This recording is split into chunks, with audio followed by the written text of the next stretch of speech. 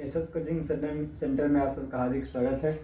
आज की क्लास में हम लोग कक्षा 10वीं की मैथ का क्वेश्चन देखने वाले हैं। अभी तक 2 वीडियो बन चुका है, 1 से 10 तक क्वेश्चन बना हुआ है। आज की क्लास में हम लोग 11 नंबर क्वेश्चन से देखने वाले हैं, जो कि बहुत ही महत्वपूर्ण क्वेश्चन है। तो चलते हैं क्वेश्चन के लिए। 11 नंबर क्वेश्चन दिया है, के किस मान के लिए, के किन मानों के लिए। 11 नंबर क्वेश्चन है, के किन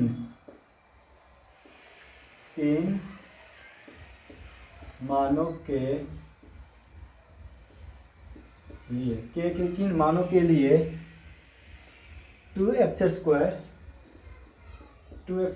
प्लस kx प्लस 3 बराबर 0 के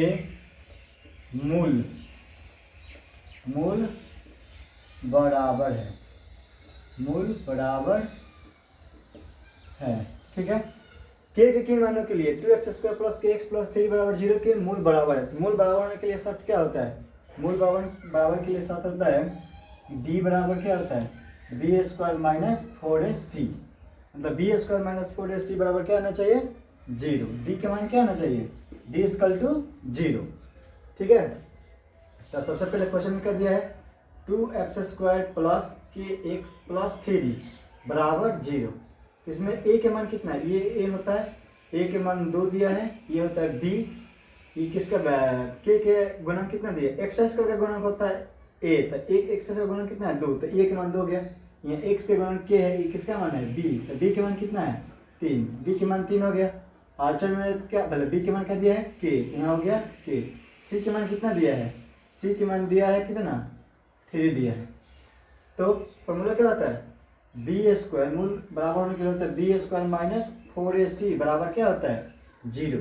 तो बी के मान कितना दिया है, बी के मान के, तो ये लिखेंगे के का स्क्वायर माइनस 4, ए के मान 2 और सी के मान 3 बराबर 0। तो के स्क्वायर हो गया माइनस 4 ए के मान बी के हो गया, ठीक है। 4 दूनी 8 और 3 का 24 और 3 का कितना हो गया 24 बराबर 0। के स्क्वायर ये माइनस हो जाएगा तो प्लस, ये स्क्वायर हटेगा तो क्या चलेगा रूट, तो क्या होगा रूट प्लस माइनस रूट अंदर कितना 24 को कैसे तोड़ेंगे, 24 का स्क्वायर में तोड़ेंगे तो प्लस माइनस 4 गुने 6, तो 4 से 24, 4 किसका बराबर होता है तो 2 का होता है। तो प्लस माइनस कितना आंसर हो गया 2 और रूट क्या हो गया 6। तो के मान कितना आ गया, के मान प्लस माइनस रूट अंदर 2√6 आ गया। ये इसका आंसर हो गया। 11 नंबर क्वेश्चन बन गया। अब 12 नंबर क्वेश्चन देखते हैं। 12 नंबर कौन सा क्वेश्चन है, 12 नंबर में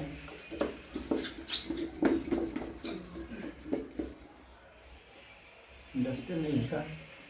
12 नंबर में दिया है समीकरण। 12 नंबर में क्या दिया है, समीकरण 5x square minus 4x plus 2 बराबर में 0 दिया है, बराबर 0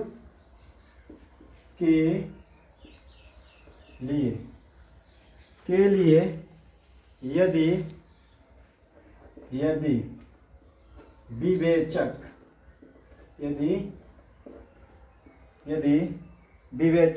D हो तो,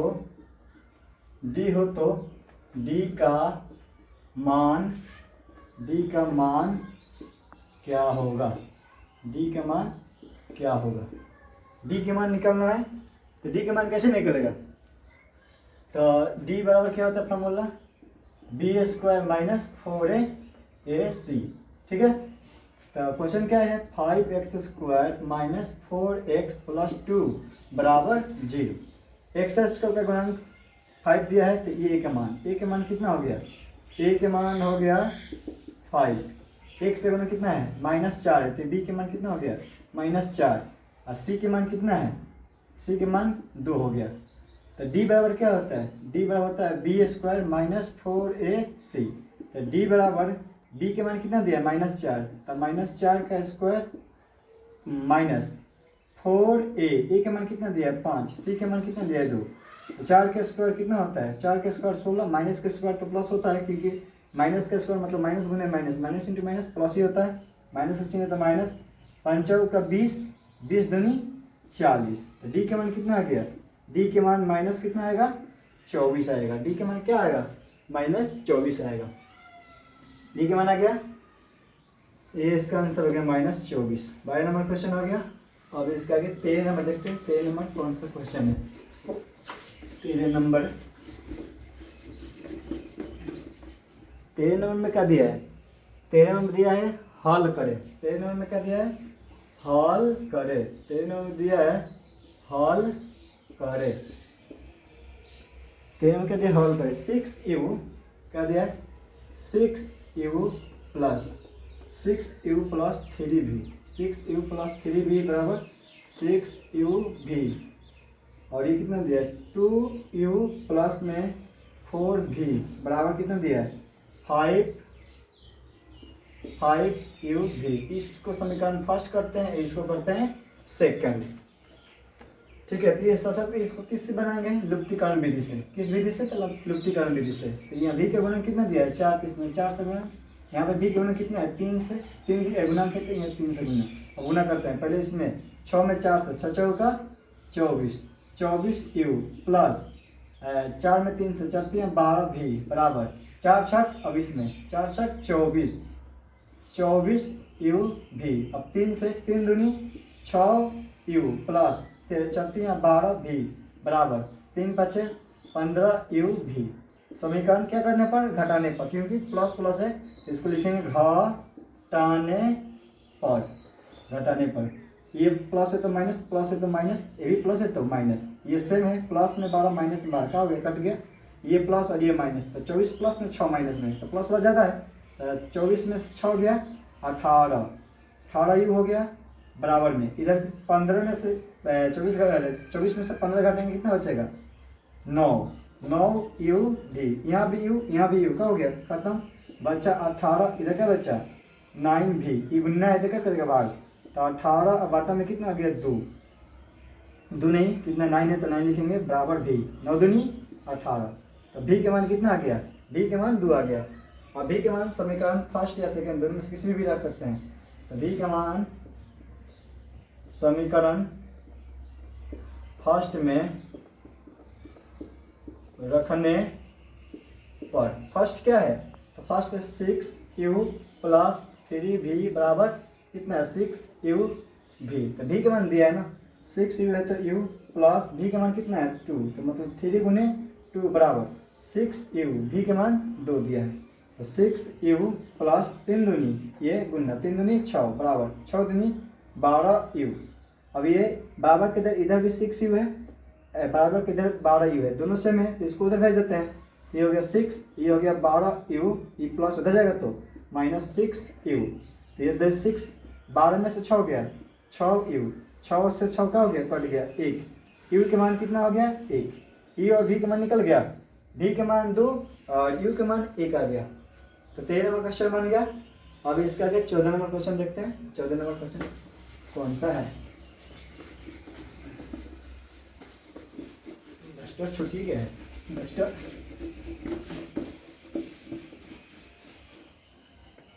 14 नंबर क्वेश्चन कितना हुआ, 13 हुआ है ना, 14 बनाना है। 14 नंबर क्या दिया है, 14 नंबर में दिया है, 14 में दिया है यदि अल्फा कोमा बीटा बहुपद px बराबर x² माइनस 7x प्लस के